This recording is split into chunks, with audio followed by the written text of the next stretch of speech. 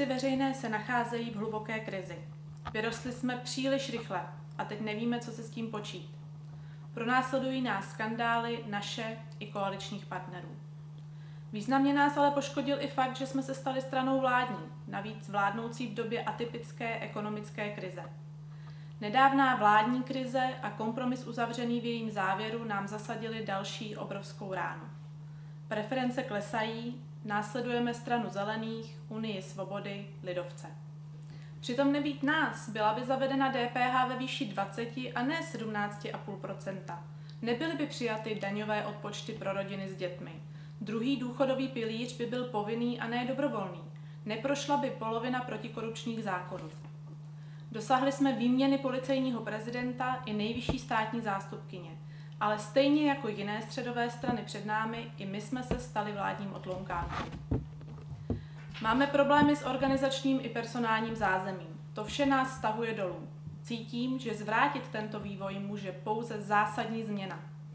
Oslabení skandály pokračujeme ve vládním angažmá bez toho, abychom měli nějakou dlouhodobou vizi. Já nemám skandály, vizi mám.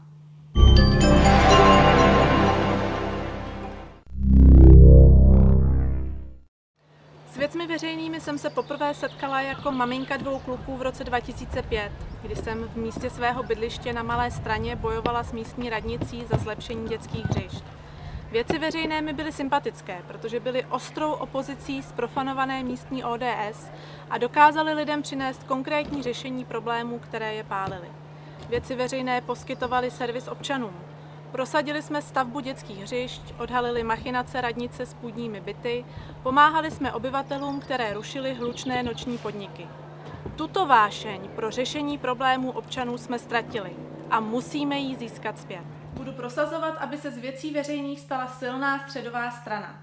Strana, která bude přistupovat k problémům bez zaujatosti a s přihlédnutím k názorům odborníků. Strana, která bude hledat taková řešení, která vydrží déle než jedno volební období a budou nejméně bolet. Proto bych jako předsedkyně strany posílila pozici odborných programových komisí.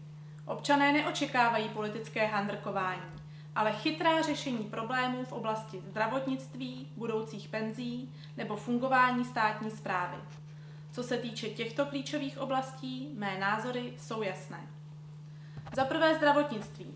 V souladu s naším programem chci dále prosazovat zrušení poplatku za položku na receptu.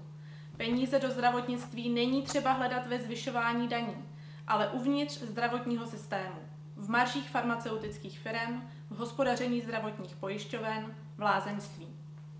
Za druhé důchodová reforma.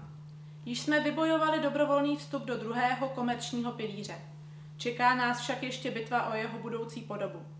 Jsem pro státem garantovaný fond s pasivním řízením, který bude kopírovat růst světové ekonomiky a nebude investovat do rizikových aktiv.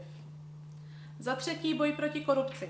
Jsem povoláním právnička. Jako předsedkyně ústavně právního výboru sněmovny spolu vytvářím protikorupční zákony a je jasné, že jako předsedkyně věcí veřejných bych na tuto oblast i nadále kladla veliký důraz.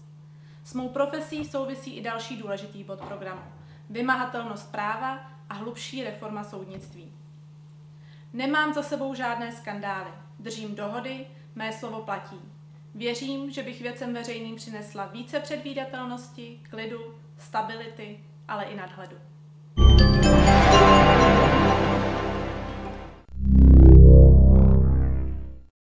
Ve svém týmu bych chtěla mít ženy, muže i různé generace.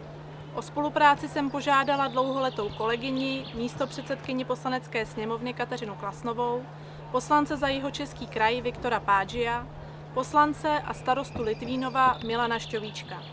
Ve svém týmu ale samozřejmě počítám i s ostatními kandidáty na předsedu strany. Všech si velmi vážím a všichni by se v dalších 2 letech měli podílet na vedení strany v první linii.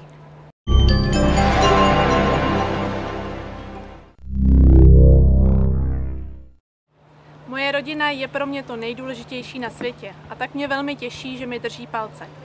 Bez podpory mého manžela si kandidaturu ani neumím představit. On i celá má rodina mi vytváří fantastické zázemí. Děti by mě chtěly více doma, ale i pro ně je dobré vidět, že maminky jsou schopné i jiných věcí, než sbírání rozházeného oblečení a vaření.